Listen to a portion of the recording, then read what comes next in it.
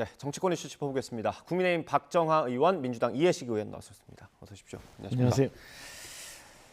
네, 중국 대사의 말 한마디가 굉장히 파장을 낳고 있습니다. 대통령까지 직접 싱하이밍 대사를 직격했습니다.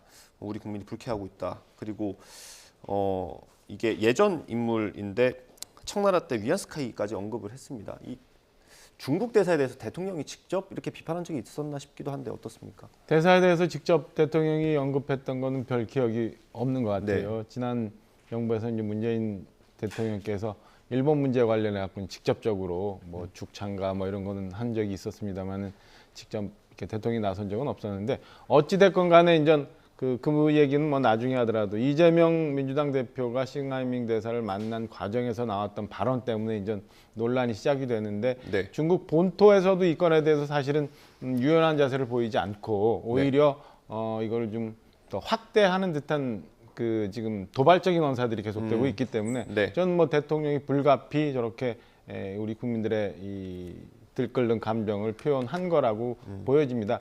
이 계속 뭐 양국 관계가 좀 이 싱하이밍 대사를 중심으로 해서 진행이 되고 있는데 저는 뭐 중국이 좀 더 유연한 자세로 이 건에 대해서 좀 정리하는 시간이 이제는 좀 오지 않을까라고 조심스럽게 기대를 해보고요. 중국이 그동안 너무 우리나라에 대해서 쉽게 생각해왔고 가벼이 생각해왔던 것들이 이렇게 표현이 된 것 아닌가 싶습니다. 대통령이 어제 언급했던 그 위안스키아 원세계라는 친구는 사실은 1800년대에 왔는데 23살에 우리나라에 왔어요. 23살의 나이로 와서 조선의 당시 국정을 완전히 농단을 했던 거거든요. 그러니까 그에 비춰서 싱하이밍 대사가 지금 최근에 있었던 일련의 과정들을 비유해서 얘기한 걸로 시청자 여러분들 이해하시면 될 것 같습니다. 그럼 굉장히 높은 수준의 비판이거든요. 대통령의 입에서 이게 뭐 직접적으로 나온 건 아니지만 저희가 언론들이 취재를 통해서 이제 비공개 국무회의 때 대통령이 이런 말도 했다라고 전해진 겁니다. 네, 그러니까 그 싱하이밍 대사의 발언은 그야말로 외교관으로서는 정말 부적절한 도를 넘는 발언이라고 생각을 합니다. 네. 그래서 우리 외교부에서 초치를 해서 차관이 사실 그 준엄하게 꾸짖었고, 근데 이제 그에 대해서 중국은 또 우리 정재호 주중대사를 초치를 해서 항의를 했는데 중국은 이제 그러니까 우리는 차관이 항의를 했고 중국은 차관보급이 항의를 했는데 말하자면 조금 이제 수위를 낮춘 거죠. 중국이 수위 조절하고 있다. 중국이 수위 조절을 했는데 우리는 대통령께서 이것을 언급을 하셨는데 저는 대통령께서 꼭 굳이 언급할 사안이었나 그런 생각이 들거든요. 지금 중국은 사실 그 이재명 대표가 싱하이밍 대사를 만났을 때 어떤 면에서는 중국 정부의 입장을 이번 기회에 좀 얘기를 해야 되겠다라고 작심하고 아마 발언을 한 것 같아요.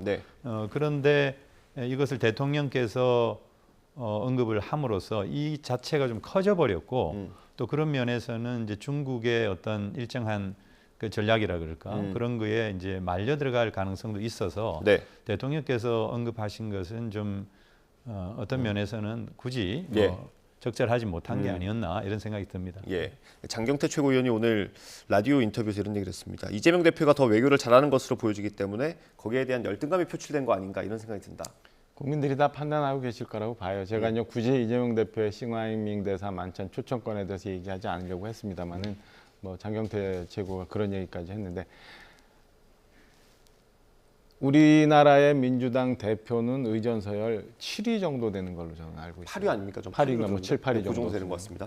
싱하이밍 중국 대사는 우리가 4강 그 대사 초청 보내는 거와는 달리 격이 틀려요. 외교부의 국장급 정도밖에 되지 않아요. 그리고 그렇게 해서 초청을 했는데 뭐 이제 관저로 해서 만찬을 응한 것 자체도 좀 생각해 봤어야 되는 부분이고 민주당에서 그거를 유튜브를 통해서 또 생중계를 했습니다. 근데 어떤 의도로 이재명 대표께서 거기를 가셨는지는 뭐 여러 가지가 있을 수 있으니까 생각해 볼 수 있는데 제가 볼 때는 개인적으로 볼 때는 아마 후쿠시마 오염수 방출과 관련해서 중국과의 연계 그리고 현 정부가 일본과의 곤혹스러운 문제를 좀 중국을 이용해서 오히려 좀 쟁점화해보고자 하는 의도가 있었던 걸로 보여요. 그러나 사실은 내용적으로 가면은 싱하이밍 대사한테 좀 당한 측면이 저는 있다고 보여지거든요. 그러니까 민주당의 이재명 대표도 좀 더 신중하게 생각을 하셨어야 되는 부분이 있고, 그다음에 대표를 모시는 주변에 있는 측근들도 지금 중국의 이 외교, 전랑 외교라고 하는 이 문제, 그다음에 싱하이밍 대사의 개인적인 특성, 이런 것들 좀 더 면밀히 보고 난 다음에 시작을 했어야 되는데 오히려 말려서 이런 논란을 키워놨는데 오히려 내부적으로 장경태 최고는 대통령이 무슨 열등감을 느껴서 저렇게 했다라고 얘기하는 거는 저는 엊그저께 있었던 민주당의 그 불체포 가결하고 비슷한 느낌이 있어요. 거기에 보면 이성만 의원이 집단지성이 최종적으로 부결을 시켰다 이런 표현을 하십니다. 집단지성이라는 게 저는 그 민주당 내 집단지성이라고 그때 느낀 적이 있어요. 국민들하고 전혀 관계없이 국민들의 뜻과는 달리 흘러가고 있는 민주당의 집단지성이라고 느꼈는데 지금 장경태 최고가 얘기한 것도 저는 똑같은 거라고 봅니다. 자기들끼리의 확증 편향 속에서 자기들끼리의 논리로 이렇게 집단지성이라는 표현 속에서 이 건은 오히려 대통령의 열등감에 의해서 이재명 대표보다 못한 외교 때문에 생긴 그 발언이다라고 해석을 하는 순간 저는 민주당이 영원히 이렇게 빠져나오지 못한 늪에 계속 허우적거릴 수 있다라고 생각을 합니다. 대통령이 이제 그 위안스카이를 언급한 것과 함께 이제 취재를 통해서 확인된 것들이 일부 정치권 인사가 중국 대사와 만나서 무분별하게 의견을 듣는 걸 경계해야 된다. 이렇게 얘기를 했다고 합니다. 저희 기사에는 이게 민주당 이재명 대표를 겨냥한 걸로 알려졌다. 뭐 이렇게 표현했는데 어떻습니까? 대사가 정치인들을 만나는 것은 이제 일상적인 행위입니다. 역대 그 당 대표들이 다 중국 대사를 만났고요. 그리고 이번에도 싱하이밍 대사가 이재명 대표뿐만 아니라 김기현 대표도 초청한 것으로 알고 있습니다. 그래서 그런 그 대사의 활동 자체를 문제 삼는 것은 바람직하지 않다고 생각이 들고요. 다만 이제 아까 우리 그 박정화 의원님께서 말씀을 하셨는데 뭐 그렇습니다. 대사는 국장급이죠. 국장급 외교관이 이 모두 발언만 공개된 그런 상황에서 조금 이제 도발적으로 발언을 했습니다. 근데 그것에 대해서 대통령께서 직접 맞대응을 할 만한 사안인가?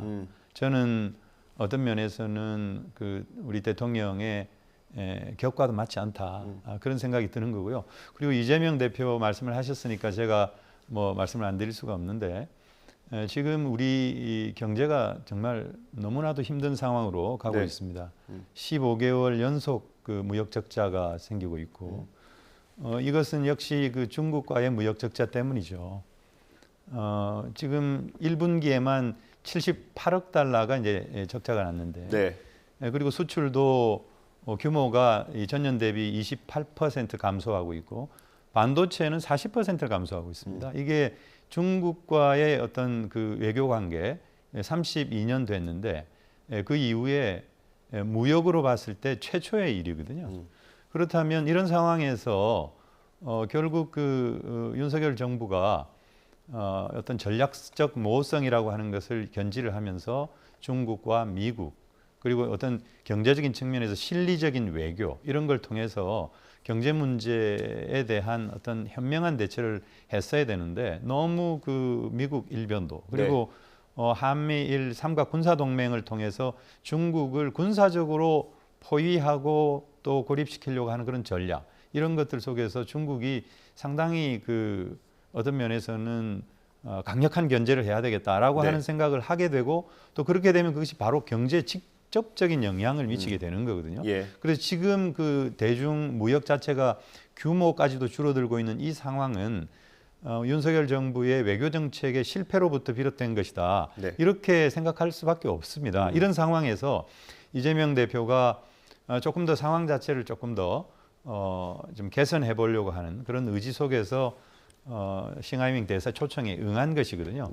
다만 이제 모두 발언이 공개되면서 이 대사의 부적절한 그야말로 도를 넘는 발언이 표출이 된 것인데 이런 부분에 대해서는 좀 분리해서 대응하고 중국과의 어떤 관계는 우리가 조금 더 개선시켜 나가는 그런 방향으로 가야 된다 이렇게 생각합니다. 알겠습니다. 저희가 발언기에 드리기 전에요. 조태용 국가안보실장이 오늘 한미일 안보실장 회의를 하기 위해서 일본으로 출국을 한다고 합니다. 공항에서 지금 취재기자들과 만났다고 하는데요. 어떤 얘기들 나오는지 좀 가보겠습니다. 작년 9월 1일 날 예, 나오셨으니까 제가 한두 말씀은 드리겠는데요. 뭐 그 정도 하고 들어가겠습니다. 이번에 한미일 안보실장 회의가 있어서 동경에 가게 됐습니다. 작년 9월 1일 날 회의가 있고 한 9개월 만에 열리는 회의입니다. 제가 3월 30일 안보실장으로 일을 시작하고 나서 바로 한미일 안보실장 회의를 갖자고 해서 일자 조율을 쭉 해왔는데 이번 일자가 잡혀서 가게 됐습니다. 지금 뭐 북한이 실패한 정찰위성 발사입니다만은 앞으로도 계속해서 북한에 도발이 예상이 되고 있고 그 외에 국제 정세도 지금 굉장히 복잡하게 움직이고 있어서 그 어느 때보다도 한미일 3자 간의 그 협의와 긴밀한 공조가 중요한 때라고 생각을 합니다. 그런 점에서 안보, 또 북한, 그리고 경제 안보, 또 첨단 기술들 모든 부분에 있어서 우리의 국익을 좀 더 확보하기 위한 그런 목표를 가지고 한미일 3자 협의, 또 한미 협의, 한일 협의 등 심도 있는 협의를 갖고 돌아오도록 하겠습니다. 대단히 감사합니다.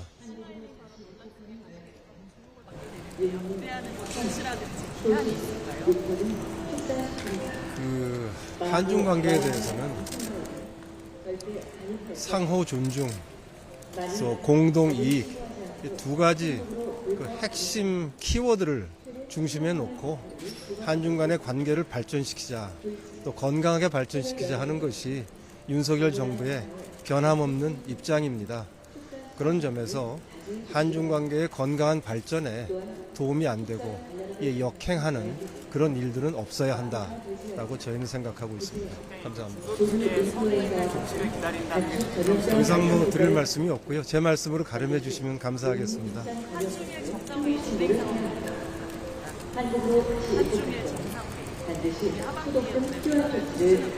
한중일 정상회의는 지금 이제 한국이 의장국을 맡을 차례입니다. 그래서 중국과 일본에다가 한중일 정상회의를 이제 하자고 하는 그 의향을 전달을 하고 지금 외교 채널 간에 협의를 하고 있습니다. 대한민국으로서는 한중 간에도 건강한 관계 발전을 희망하고 또 한중일 간의 협의체도 잘 발전시키겠다고 하는 그런 중심 잡힌 의연한 입장을 가지고 있습니다. 중국 조치의 성의 여부를 판단할 우리의 기준이라는 게 있는지 궁금합니다. 한중 관계에 대해서는 제가 아까 드린 말씀으로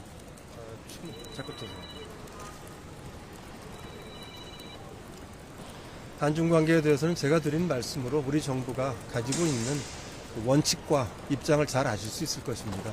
더 구현하지 않도록 하겠습니다.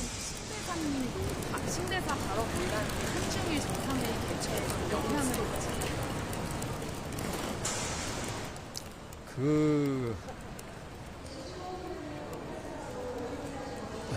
미치나요? 제가 싱하이밍 대사라는 말을 좀 하고 싶지가 않습니다. 왜냐하면 제가 안보실장입니다. 우리나라의 외교 안보를 총괄적으로 조정해 나가는 자리를 맡고 있는 입장에서 주한 중국 대사에 대한 이러쿵저러쿵 하는 얘기하는 것 자체가 우리나라의 당당함과 국격에 잘 맞지 않는다고 생각을 하고요. 한중일 정상회의는 정상 차원에서 한중일이 필요해서 만든 겁니다.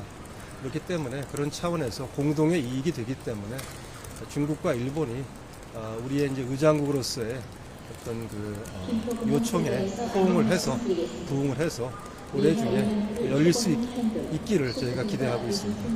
감사합니다. 회담에서 한미 핵협의 그룹도 이제 좀 오른다고 봐야 될까요? 당연히 한미일 핵협의 그룹을 저희가 조기에 가동을 해야 됩니다.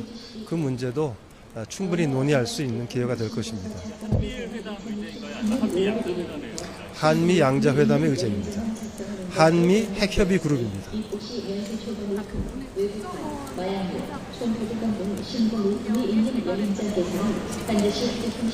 정보기관 인사에 대해서 언급을 하는 것은 어떠한 나라도 그런 언급을 하지 않습니다. 확인해 드리기 어렵고 말씀도 드리기 어렵습니다. 시즌 2,000번을 당한 혹시 그런 그 한미일 간의 확장 억제에 대해서 정책적 수준의 협의를 하는 데 대해서 우리 정부는 열려 있습니다. 근데 이것은 한미 간의 합의를 한 핵협의 그룹하고는 굉장히 많이 다릅니다. 핵협의 그룹은 북한의 핵무기 도발에 대응해서 강력한 응징을 하기 위한 목적으로 작전적인 수준에서 한미 간의 구체적인 협의를 하는 것이고요. 한미일 간의 협의체는 앞으로 시간도 많이 걸리겠지만 나중에 실현된다고 하더라도 이거는 정책적 수준에서 확장 억제에 관한 한미일 간의 정책 공조를 하는 것이기 때문에 이 한미 핵협의 그룹은 북한의 도발에 대한 그 대응이 중심이 된다면 한미일 확장 억제 협의체는 그것보다는 보다 일반적이고 정책적 수준의 협의가 될 것입니다. 그 두 가지를 같은 선상에 놓고 보시는 것은 정확하지 않습니다. 자, 감사합니다. 네, 조태용 국가안보실장이 오늘 한미일 안보실장 회의를 하기 위해서 일본으로 출국하는데요. 공항에서 기자들과 만났습니다. 간단히 정리를 해드리면 한미일 안보실장 회의의 주요 의제는 아마 북한 정찰 위성 문제가 될 걸로 보이고요. 한중 관계에 대한 질문이 있었습니다. 안보실장은 상호 존중 그리고 공동 이익이 한중 관계 핵심 키워드라고 했고요. 이게 역행하면 안 된다라고 강조했습니다. 그리고 싱하이밍 대사에 대해서 질문이 나왔는데 언급하는 게 적절하지 않다고 이렇게 말했습니다. 그러니까 대사는 우리가 얘기했던 것처럼 대사는 국장급이고 안보실장은 지금 우리나라 장관급 아니겠습니까? 아니겠습니까? 그래서 그걸 언급하는 것 자체가 좀 부적절하다 이런 얘기를 했습니다. 어떻게 보셨는지 짧게 듣고 다음 주에 넘어가겠습니다. 네. 일단 뭐 두 가지로 나눠서 말씀드려야 될 텐데요. 지금 한중 관계 문제는 사실은 동북아 정세에 그리고 이 안에서의 중국이 움직임과 다 관련이 돼 있는 거거든요. 지난 정부에서 사실은 중국은 높은 산봉우리고 우리는 작은 골짜기라고 했던 네. 그런 것들이 싱하밍이 얘기했던 인식과 그 무도한 말에서 나온 거라고 저는 판단하고 있습니다. 그래서 네. 대통령이 중국 그 시진핑을 포함한 수뇌부에 좀 전에 우리 조태용 안보실장이 얘기했던 것처럼 건강한 관계를 위해서 지금 현재 있는 한중 관계 그리고 한미일 관계 그다음에 중국이 동북아에서의 역할 이런 것들을 종합적으로 어제 말씀하신 걸 좀 이해를 하고 이에 맞춰서 중국이 움직일 거라고 저는 기대를 하고 있어요. 그래서 예. 이 문제는 이렇게 되면서 좀 조태용 실장이 얘기한 것처럼 상호 이익을 위해서 건강한 관계로 발전돼 나갈 거다라는 말씀 하나 드리고 두 번째는 지금 중국과의 무역 문제에 대해서 이제 야당에서 많이 걱정을 하고 있는데 사실은 중국이 그 내부적으로 경제 성장률이 굉장히 많이 떨어지고 있는 상황입니다. 지난 한 20년간하고 또 다른 경제 환경이 생기고 있는 상황이거든요. 그래서 이에 맞춰서 우리도 마냥 대중국 관계를 너무 이 많은 부분을 할애해서 중국에 많이 의존한다거나 라는 부분 아니면 너무 등한시한다거나 이런 부분에 대해서 좀 한번 건강하게 살펴보고 어떻게 하는 것이 경제적으로도 안정적인 상황을 우리가 유지해 나갈 수 있는지에 대해서는 정치와는 별도로 경제 문제도 한번 우리가 면밀히 전문가들과의 토론을 통해서 방향을 찾아 나가야 될 그런 네. 때인 거라고 보여집니다. 의원님. 네, 그 아까 조태용 실장께서 말씀을 하시지 않았습니까? 이 싱하이밍 대사를 언급하는 것 자체가 싫다. 격에 맞지 않다. 당연하죠. 중국의 국장급 공무원의 얘기에 대해서 너무 지금 그 크게 이렇게 부각시키고 있는 거거든요. 대통령께서 언급을 굳이 하실 필요가 없는데 언급함으로써 이게 엄청 커져버린 네. 그런 결과를 가져온 것이죠. 그리고 아까 이제 중국 관계 상호 존중과 공동 이익이라고 네. 하는데 이 상호 존중이라는 입장에서 우리가 지금 중국과의 관계를 이렇게 가져가고 있느냐 반성할 대목이 있다고 생각합니다. 싱하이밍 대사의 얘기 속에서도 드러나지만 중국의 어떤 핵심 이익 중의 핵심 그것은 대만 문제라고 언급을 했거든요. 근데 우리 대통령께서 굳이 하실 필요 없는 언급을 하셨잖아요. 예. 대만 문제와 관련해서 현상 변경에 반대한다 이런 얘기를 했습니다. 그래서 그런 부분에 대해서 중국이 굉장히 강하게 비판을 했고 또 그런 것들이 저는 경제에 영향을 미치고 대중관계에 영향을 미치고 있다 이렇게 보는 거거든요. 예. 싱하이밍 대사의 이런 이른바 그 배팅 발언 그 자체가 그야말로 도발적이고 태도 자체는 옳지가 않죠. 그러나 이 싱하이밍 대사는 외교관이고 그것은 이제 자국 정부의 입장을 대리하는 하나의 메신저입니다. 그런 측면에서 볼 때 중국은 과연 우리에 대해서 어떻게 생각하고 있는가라고 하는 것을 알 수가 있는 것이죠. 이제 그런 면에서는 서로 이런 핵심 이익과 관련해서는 서로 존중해주고 또 그런 속에서 공동의 이익을 찾아가는 거 그것이 실천돼야 된다 이렇게 네. 생각합니다. 알겠습니다. 조태용 안보실장이 일본으로 출국하면서 했던 얘기들까지 정리를 해봤고요. 다음 국민의힘 얘기를 좀 해보겠습니다. 김기현 대표가 오늘 광주 일정을 소화하는데 천하람 위원장도 동행을 했더라고요. 버스에서 같이 타고 내렸다고 합니다. 이거 되게 오랜만에 보는 모습인 것 같거든요. 그러니까 그 이제 전당대 이후 약간 껄끄러운 관계였던 예. 걸로 알려져 왔습니다만 사실은 뭐 알려진 겁니까? 사실은 아닙니까? 사실도 뭐 그런 점이 있었던 것 같아요. 근데 어쨌든 천하람 위원장이 동행을 하고 아마 그 최고위원으로 당선된 김가람 최고는 또 보이지 않나 싶은데요. 예. 어찌됐건 그동안 저희 당이 사실은 호남에 대해서 굉장히 많은 노력을 들여온 건 맞아요. 네. 들여왔습니다만은 뿌리 깊은 이 지역 감정이라는 게 아직 해소가 되지 않고 있는데 저는 당 지도부가 호남에 대해서 여전히 애정을 가지고 있고 계속 문을 두들기면서 우리 이제 의원들도 두 지역구 관리 갖기 뭐 이런 운동도 예전 그 김종인 비대위 체제 이후로 계속 해오고 있거든요. 그러니까 의원님도 그럼 다른 지역구를 하나 저는 아직 그 챙기지 못했어요. 작년에 전 늦게 들어가는 바람에 아직 뭐 했는데 그래서 호남과의 관계 그다음에 호남에 대한 애정 뭐 이런 것들 계속 보이고 오늘은 아마 그 이제 내년도 예산과 관련해서 예. 우리 저기 정책위 의장도 보입니다만은 예산과 관련해서 광주 전남 부분에 당정 협의 그다음에 그 도청과의 그 예산 정책 협의의 차원으로 네. 내려가서 호남의 민심 그다음에 호남의 경제 상황들을 덮어보는 일정인 걸로 알고 있습니다. 예, 의원님 어떻습니까? 호남에 가 있는 국민의힘 지도부입니다. 네, 뭐 바람직하다고 생각합니다. 예. 저희 당도 사실 영남 지역에 상당히 많은 공을 들이고 있습니다. 아까 지역구 2개 갖기 운동이라고 말씀을 하셨는데 저희는 의원 협력단 제도라고 하는 걸 둬서 서울 수도권에 있는 의원들이 네. 이 대구 경북 쪽에 지역을 하나씩 맡아가지고 지원하고 그렇게 함으로써 당세를 확장하려고 하는 이제 그런 노력을 하고 있는데 사실 국민의힘도 저런 노력을 통해서 그야말로 전국 정당화 그리고 우리 이 정치가 이런 지역주의를 극복하고 서로 이렇게 통합적인 그런 정치가 될 수 있도록 한다는 측면에서는 매우 바람직하다 이렇게 생각합니다. 예, 이 김가람 최고위원 아까 말씀해 주셨는데 그 선출된 것과 어떤 당의 기조가 좀 이렇게 부합하는 거겠죠, 아무래도. 그렇진 않고요. 김가람 최고가 이제 호남 출신이긴 하지만 압도적인 선출이 된 거니까. 선출이 된 거죠. 압도적인 표로 공감대라고 하면 될까요, 그러면? 뭐 그러니까 지금 이해식 의원님 말씀 주신 예. 것처럼 통합 차원에서 우리가 열심히 이런 노력을 하고 있는 거를 국민들이 이해하시면 될 거라고 봅니다. 그 김기현 대표가 이제 취임한 지 100일이 곧 되더라고요. 내일인가가 100일인데. 네. 안팎에서는 좀 그립감이나 어떤 리더십이 좀 약하지 않느냐라는 평가가 있는 건 사실입니다. 그래서 어떤 모멘텀이 좀 필요할 것 같은데 그게 이렇게 그 경쟁했던 천하람 위원장을 만나거나 이준석계를 좀 끌어안는 그런 모습들이 될 수도 있을까요? 부수적일 것 같아요. 일단은 좀 뭐 천하람 위원장이나 좀 말씀 주신 저 이준석 전 대표 뭐 관련돼서 그 내년 총선에 대한 구도 그다음에 통합 뭐 이런 것들은 부수적인 것 같고요. 조금 그 김기현 대표만의 어떤 어젠다, 이슈 메이킹 같은 게 좀 있었으면 하는 아쉬움은 좀 있습니다. 그러니까 네.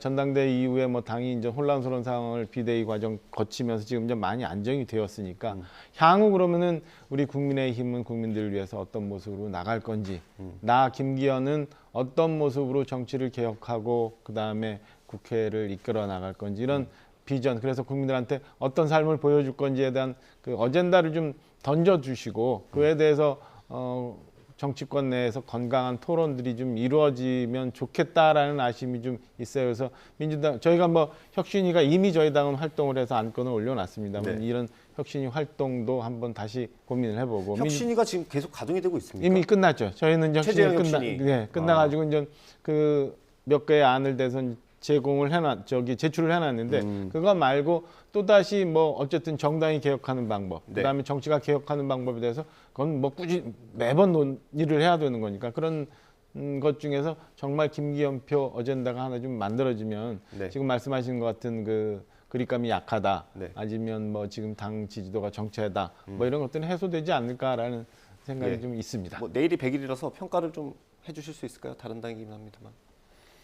뭐 우리 김기현 대표께서 사실 윤석열 대통령의 엄호를 받아가면서 예. 그렇게 대표가 되셨는데 처음부터 이제 존재감이 있을까 이런 걱정을 하지 않았습니까? 네. 그런데 사실 뭐 그다지 존재감이 없는 말하자면 뭐 오너는 따로 있고 네. 영업사장 같은 이제 그런 어떤 이미지로 갖고 계신데 조금 더 글쎄요 제가 국민의힘에 대해서 얘기하는 게 좀 조심하시는 것 같습니다. 예. 김기현 적절할지 대표랑 모르겠습니다만. 혹시 친분이 있으신 것 같기도 하고요. 예. 저희 지금 행안위로 오셨더라고요. 아 그렇습니까? 어쨌든 뭐 알겠습니다. 잘 해 나가셨으면 좋겠습니다. 네, 알겠습니다.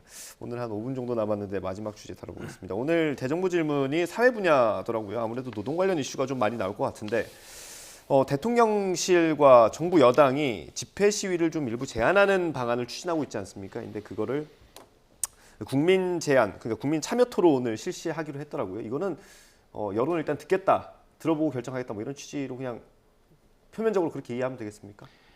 그러니까 특정 사안을 저희가 얘기해야 됩니다만 최근에 보면 모든 이슈에 대해서 너무 극단적으로 우리나라가 대립하고 있어요. 그래서 이 건에 대해서 서로 주장하는 목소리가 들리고 있기 때문에 국민들이 어떻게 판단하기 어려운데 사실은 이런 그 과정을 거쳐가지고 그럼 국민들은 어떤 판단을 더 많이 하고 계신지에 대한 그 합의점이 좀 나온다면 그 방향으로 고쳐 나가는 게 그리고 그 방향이 맞다면 저는 이런 방식을 계속 쓰는 것도 네. 나쁘지는 않다고 봅니다. 과거에도 뭐 쭉 보면 무슨 뭐 공론화 과정이라는 표현도 있었고 지금 얘기 나온 국민 여론 수렴이라는 것도 있었고 하니까 국민들이 현재 어떤 사안에 특정 사안에 대해서는 어떤 판단을 하고 있는지에 대해서 그냥 정치권에서 논쟁하면서 주장하면서 판단하는 것보다는 네. 국민들이 전반적인 판단을 거치면 오히려 뭐 좋은 방향으로 좋은 그 방향타가 될 수 있다고 저는 생각을 해서 나쁘지 않은 방안이고 뭐 향후 계속 갈등이 있는 사안에 대해서는 이런 방식을 써도 괜찮다는 생각입니다. 예. 뭐 시도는 좋다고 봅니다. 네. 그런데 뭐 많이 알려진 얘기지만은 아이디를 많이 만들어 가지고 중복 투표할 수 있게 한다든지 또는 유튜버가 이렇게 선동을 해서 많이 이렇게 참여하게 한다든지 그러니까 여론의 어떤 편중이 생기는 것이죠. 그리고 더 문제는 이제 제안심사위원회라고 예. 해서 그런 국민 제안에 대해서 심사하는 심사위원회가 있는데 어떻게 구성됐는지도 모르고 그러니까 또 이게 어떻게 어떤 토론을 거쳐서 어떤 결정을 하는지에 대해서도 전혀 알려진 것이 없어서 좀 구현이 필요할 것 같아서 이게 네. 국민 참여 토론 주제로 지금 선정이 된 게 지금까지 3건이죠. 처음에 도서 정가제 그리고 그렇죠. 이전에 있었던 게 KBS KBS 수신료 수신료. 네, 그리고 이번에 이제 집회 관련된 부분인데 말씀하시는 거는 그 주제를 선정하고 여론 수렴하는 과정이 투명하지가 않다라는 거고요. 하나의 여론 몰이식으로 갈 가능성이 크다 이렇게 보고 있는 것이고요. 더군다나 지금 이게 집회 시위에 관련된 거는 우리가 헌법상의 권리이고 기본권이거든요. 이것과 관련한 결정은 매우 신중해야 됩니다. 네. 그런 면에서 다른 주제도 아니고 특히 이 집회 시위와 관련된 집회 결사의 자유와 관련된 내용을 이런 방식으로 결정하는 것은 옳지 않다 이렇게 생각합니다. 예, 이게 대통령실 입장에서는 어쨌든 어떤 정책을 할 때 이걸 기반으로 이걸 배경으로 추진할 수 있는 원동력이 될 수도 있을 것 같기는 한데 대통령실에서 사실 그 여론조사에 대해서 조금 불신하는 목소리도 있었고요. 그래서 이거랑 그거랑 뭐가 다른가 이런 생각도 듭니다. 여론조사는 지금 그 특정 여론조사 기관에서 모집단을 어떻게 설정했는지 그다음에 그 응답률이 어떻게 돼 응답률이 굉장히 좀 떨어진다는 거예요. 떨어지기 때문에 여러 조사에 대해서 편차가 많이 생기고 있는데 그런 것보다는 이건 지금 제가 알고 있기는 굉장히 다수라고 알고 있거든요. 예, 거기에 의견은 뭐 누구나 달 수 있죠. 네, 예, 다수기 댓글로 이제 때문에 의견을 제시하는 거니까. 충분히 뭐 저는 그 여론조사가 보여주는 것보다는 신빙성이 좀 있을 수 있고 그다음에 이거는 여론조사에 저희가 수치가 1%포인트, 2%포인트 차이를 보는 것처럼 민감한 게 아니라 국민 여러분들이 대다수가 어떤 방향으로 생각하느냐를 좀 확인하는 거기 때문에 네. 저는 뭐 이런 방식 써도 충분히 현재 국민들은 어떤 식의 생각을 하고 계시는지는 네. 국민이 어떤 현안에 대해서 네. 그 방향은 충분히 나올 수 있다고 보여집니다. 그 최대 현안 가운데 하나가 최근에는 원전 오염수 방류 아닙니까? 그거 한번 붙여보는 건 어떻습니까? 그 시간이 좀 걸릴 거고 지금 이미 정치권에서 너무 논란이 많이 되어 있잖아요. 예. 저는 원전 오염수 같은 경우 국민들의 의견을 구하는 건 좋은데 그 과정이나 안전성이나 아니면 향후 절차에 대해서 너무 그러니까 외부 오염이 많아요. 사실은 정치권에서 공방이 이미 시작되면서 네. 국민들이 이거를 객관적으로 판단할 수 있는 상황을 이미 벗어나 있다라고 보여집니다. 그래서 IAEA 결과 그 다음에 그 최종적인 방류수에 대한 검사 뭐 이런 것들을 보고 전문가의 의견을 구해서 국가 정책을 좀 채택하면 되는 거지 이거를 국민 여론에 옮기기에는 조금 타이밍이 좀 지났다라고 좀 개인적으로 보고 있습니다. 알겠습니다. 네, 오늘 말씀 여기까지 듣도록 하겠습니다. 국민의 박정하 의원, 민주당 이해식 의원과 함께했습니다. 오늘 말씀 감사합니다. 고생하셨습니다.